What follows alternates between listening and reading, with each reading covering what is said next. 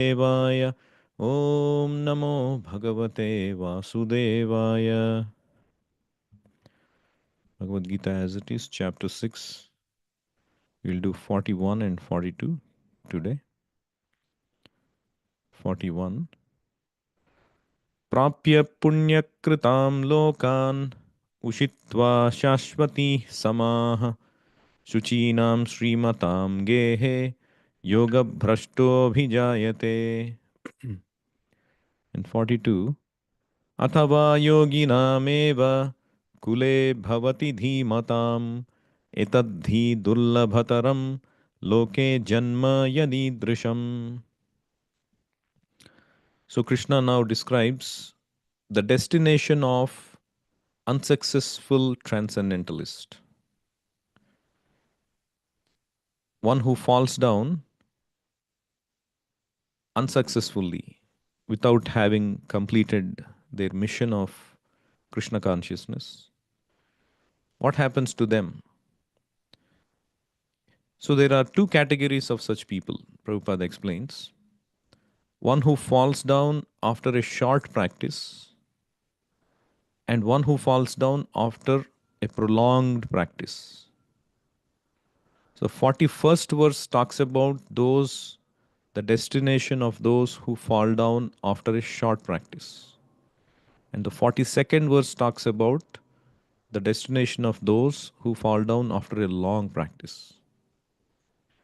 So if you see 41, what happens to those who fall down after a short practice?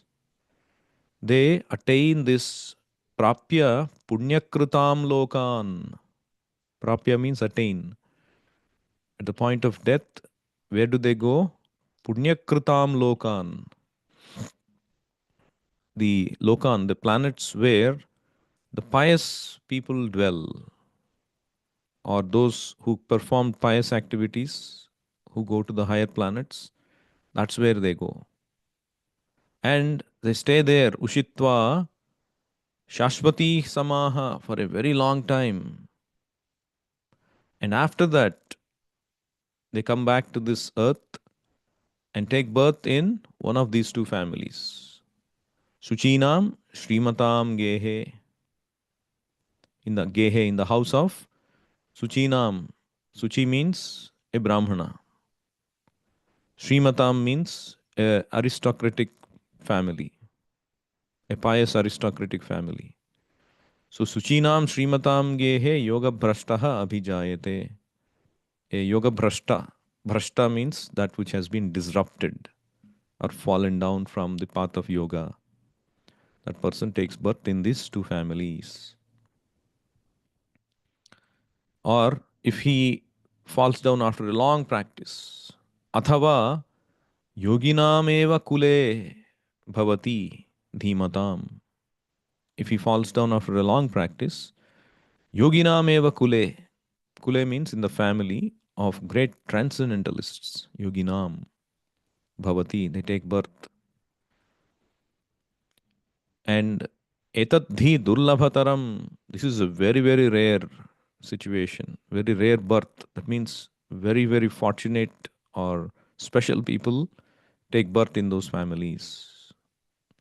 Yadidrisham janma loke etadhi durlabhataram. So, in one class Prabhupada was giving in 1971 in Detroit,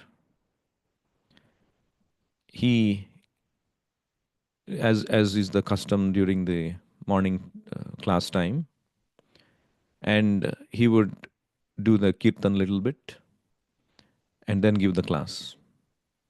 So he was doing the kirtan, and then there was this small boy. He is, not even 1 year old, son of one of his disciples. And he was holding this kartals and he was playing it, shakily, as an infant would do. But, he was keeping a steady rhythm. He just picked it up, looking at others. And Prabhupada was watching. And then after the kirtan, he was saying, in the class.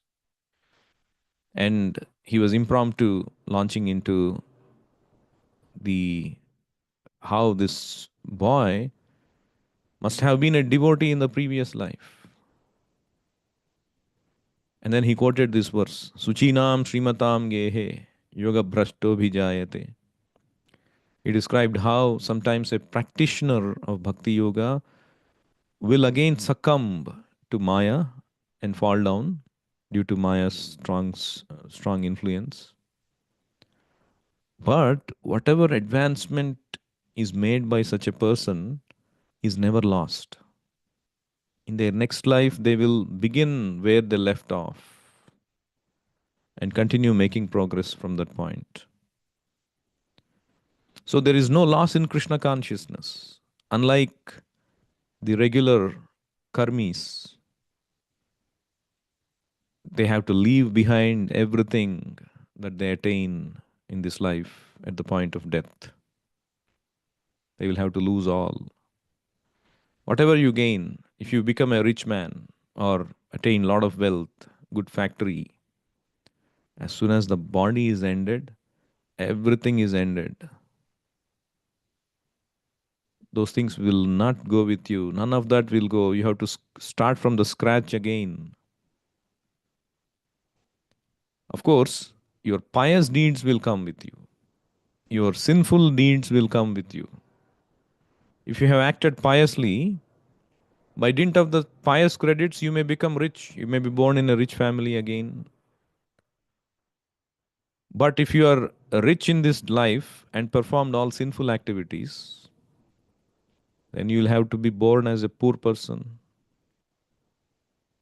So there are four things: Janma, Aishwarya, Shruta, and Shri. Birth, wealth, education, and beauty. These things are dependent on our past pious or impious activities. If you have performed pious activities in the past, then you will be born in a good family, Janma, or great wealth, or will get good education, or will be beautiful. If you don't, then you'll be born in a not so great family. You don't get, even though you may be working hard, you will still be bereft of wealth, and you'll have limitations in your education, and you will not be born beautifully. So these are the unfortunate realities of this world. But a devotee, whatever advancement he makes, whether he falls down or does whatever activities after that, that will never be taken away from him. He will start whatever capacity he is born in the next life. He will start from that.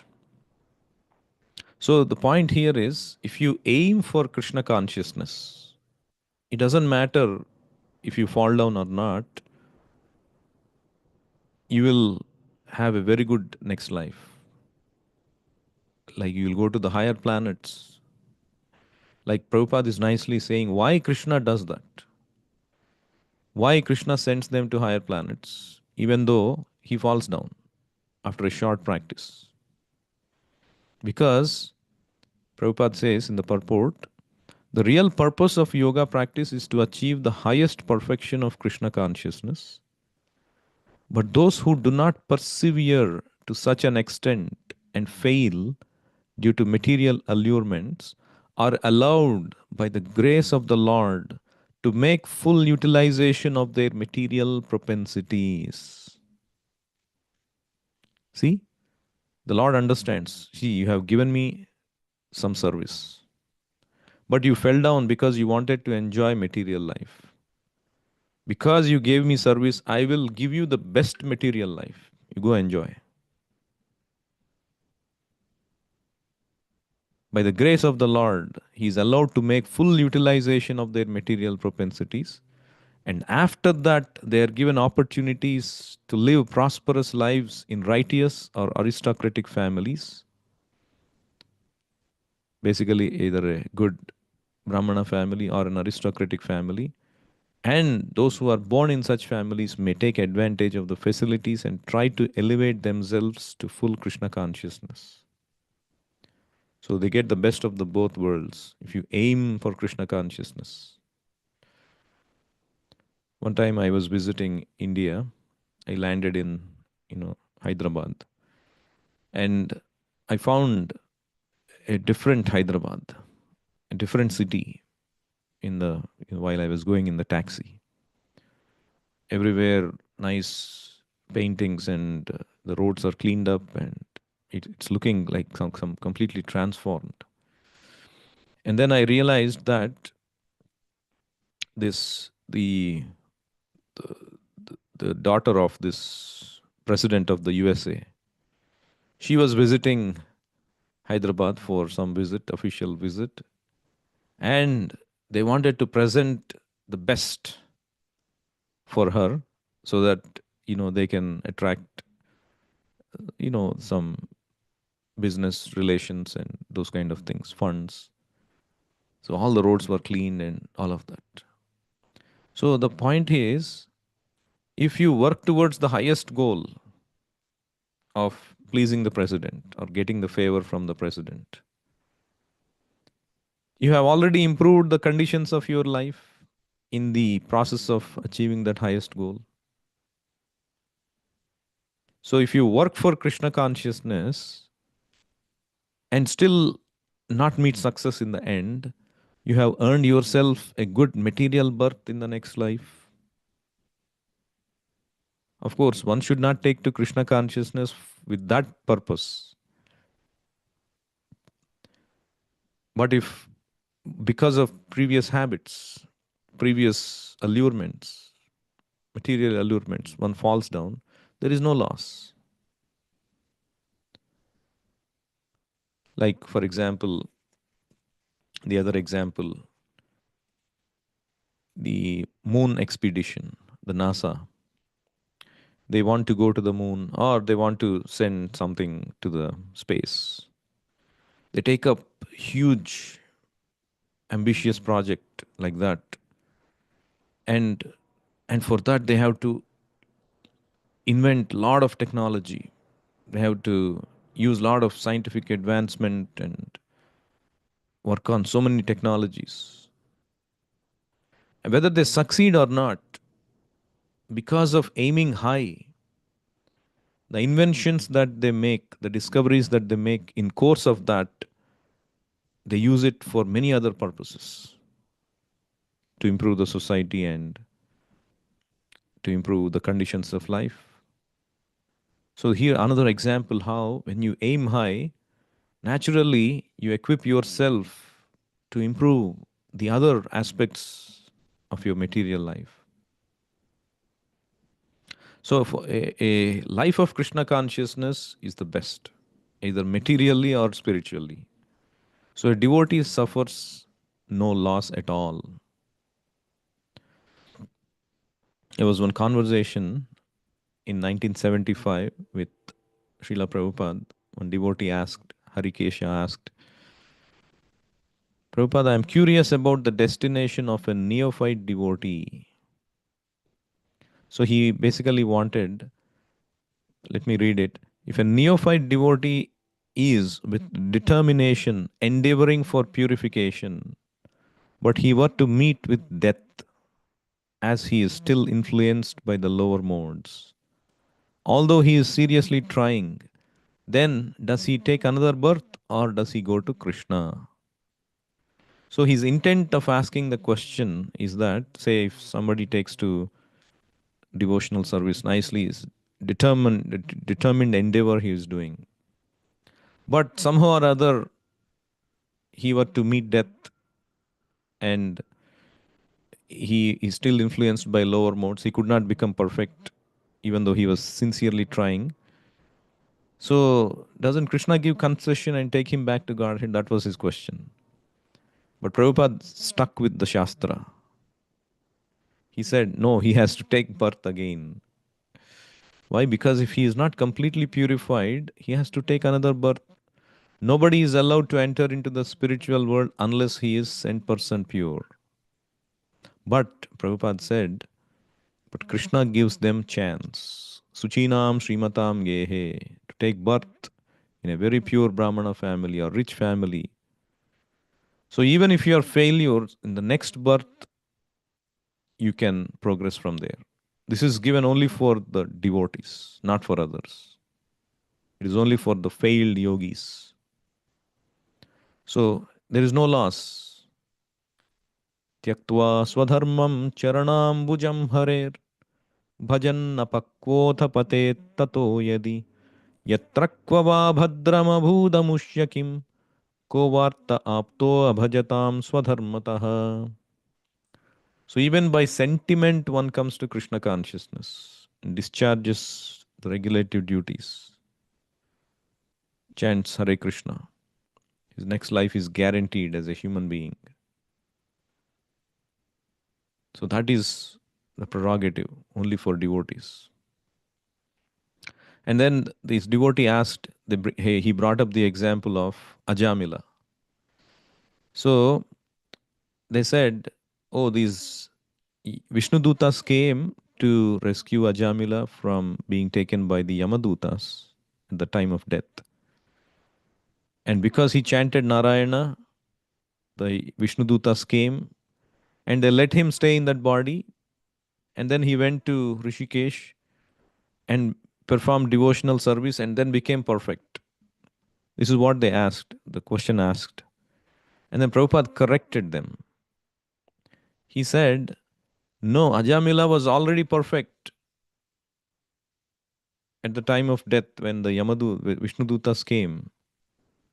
But why was he sent? Why was he not taken directly back to Godhead? And Prabhupada said, it is to increase his desire, increase his longing. How shall I go to Vaikuntha? How shall I go to Krishna? So he was given that opportunity, even though he was perfect. So, and then the devotee asked this question. So if a devotee dies, and even though he is not perfect, but somehow remembers Krishna, can he is considered perfect? And then Prabhupada corrected him and said, unless he is perfect, he cannot remember Krishna. That is not possible. That is theory only. He must be perfect. See? That means if you are remembering Krishna at the time of death, especially, you are perfect. Because the time of death is very, very painful. So many thoughts will come, so many agitations will come. Physical ailments will be there, mental ailments will be there, anxiety will be there, pain will be there. It's not easy to remember Krishna. But if somebody remembers, then they are said to be perfect. That's why Kulashekara Acharya, he prays in his beautiful Mukundamala Stotra. Krishna Tvadiya Pada Pankaja Panjarantam Adyaiva me Vishatu Manasaraja Hamsa Prana Prayana Samaye Kaphavata Pittai Kantavarodana Vidhau Smaranam Kutaste. So he says, O Krishna, Krishna Tvadiya Pada Pankaja Panjarantau Adyaiva me Vishatu. Let me enter into the network of the beautiful lotus feet of yours. Just like a Adyaiva me Vishatu Manasa Raja Hamsa. My mind is like a swan. The swan only looks for pure water. It doesn't go into the filthy places. So, let my mind take shelter of you today, right now, because it is able and healthy. Adyaiva me, today only. Why? Because pranaprayana samaye. Pranaprayana means you're making the journey of death. At that time, kapha vata pittaihi, these three elements in the body, kapha, pitta, and vayu. These, according to Ayurveda, these three elements or the body is made of these three elements. And actually, the imbalance of that causes so many problems. There is kapha dosha, pitta dosha, vayu dosha, and you have to balance them and to lead a healthy life. But at the time of death, they'll all be imbalanced, and your voice will be choked up with kapha. Kapha means cough or mucus. You cannot breathe properly, talk properly, think properly. You'll be insane. Kantavarodana vidhau. You cannot chant, you cannot even talk properly. Then what to speak of remembering? Smaranam kutaste. How can I remember you? So let me die now only. When I am sound and healthy and when I am able to remember your lotus feet. So this is the prayer of Kulashekara. So the time of death, if you are able to remember Krishna, you are perfect. So taking birth in such a family is very rare, or it's a good opportunity Krishna gives. In Navadvip, Prabhupada made a statement about, while they were walking in Mayapur, about taking birth in India, how even these devatas are looking forward to come and take birth in India to take advantage of this Krishna consciousness movement. And so, along with Prabhupada, these Westerners, devotees, disciples, they were walking. And they raised a question and they said, Prabhupada, you said that, you know, in general, you take birth in India in a good family, in a pious family, and then you perfect your life and then you go back to Godhead. And then, so how is it possible that, when we went to India, we haven't seen many strict Vaishnavas there. People seem to be, in materialistic life. And then Prabhupada said, see, the land, the power of the land is there.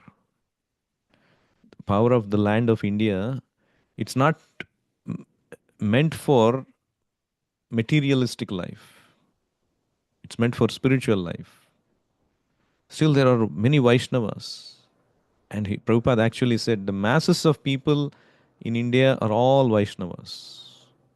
They have by birth that inclination to become a devotee, but they get misled by the leaders who imitate the West, who try to take that spiritual culture away from India. So, and then they said, okay, that means if we fail, then we have to take birth in India and then go back to Godhead. And then Prabhupada said, no, you can go directly. If you finish your business, you can go. Otherwise, Suchinam Srimatam Gehe. You have to take birth in a pure Brahmana family or a Brahmana family who is pious and practicing Krishna consciousness, or Srimatam. If you become successful, directly go to Krishna. Actually, you have to go first to the place where Krishna in this material world, in one of the universes, is manifesting his pastimes. As we speak, Krishna is actually in one of the material universes, making his appearance. In another universe, he is performing Rasa Leela. In another universe, he is killing Putana. In another universe, he is having exchanges with Pandavas. So those kind of things are happening eternally. It is Nitya Leela. So one who becomes perfect is first given opportunity to take birth in one of these universes where Krishna is manifesting his Leela, and they are trained up, and then they are sent back to Godhead. So if you become perfect, you can go there. But if you don't, then you have to take birth in these families. So that means, and then they said, that means you have to take birth in India. And then Prabhupada said, no, eventually we will also have a lot of bona fide Brahmanas in the West when all of you become nice Brahmanas when the generations become Brahmanas. So the Brahmanas, pure Brahmanas, can be here as well because it's by qualification. And then the unsuccessful yogi can take birth in one of these families as well. So, like that, Prabhupada replied. So, there will be many Brahmanas families in the West as well by qualification, not merely by birth. Even Prabhupada talked about there was one devotee. He asked a question. Somebody who is now a disciple of Krishna consciousness movement. Are we to understand that if he is not born in a family of devotees, and if he is not born in an aristocratic family, he was not a yogi in the past life? His question was basically, if somebody became a devotee in this life, but they are not born in a devotee family, that means they did not ever practice Krishna consciousness. So Prabhupada basically said there are two things. One is Agnata Sukruti, and one is not having Agnata Sukruti. So Agnata Sukruti means you had come in touch with Krishna consciousness in the previous life without your knowledge, like honoring prasadam, hearing the holy name, going to temple, bowing down, seeing the deities, even though you didn't particularly practice Krishna consciousness. So all of that Sukruti, it's called Agnata Sukruti, it kept on assembling, accumulating. And and in this life you took to, because it had accumulated to certain level and you started from there. Or Prabhupada also said it need not be that you had Agnata Sukruti, because we have started this movement. The movement is there, open for everyone. Everyone can come and take advantage despite whatever he did in the past life. It doesn't matter. If he comes and he takes up, he is fortunate. If he chants, then he can become advanced. That means one need not think that, oh, any devotee who becomes a devotee, oh, he must be having a previous touch, otherwise he cannot become devotee. No, one need not think like that. Immediately they can accept Krishna consciousness, and from zero they can progress to 100 in this life itself. So I'll stop here. Anyone has any questions or comments? Hare Krishna Prabhu. Yeah. Like Prabhupada and Bhaktisiddhanta Saraswati Goswami, they are actually Nitya Siddhas, right? But in the purport he mentioned is born in the transcendentalist. Uh, can you clarify that? Yeah, Nitya Siddhas also, they have to be born in some family, isn't it? So Nitya Siddhas, when they make their appearance, they cannot come from the sky, right? So they have to be born in certain families, and they choose these special families. So Prabhupada happens to, in a humble way, he happens to classify, he put themselves under that category. It doesn't mean that they are unsuccessful transcendentalists. It just they chose to appear in those great families. Thank you. Hare Krishna.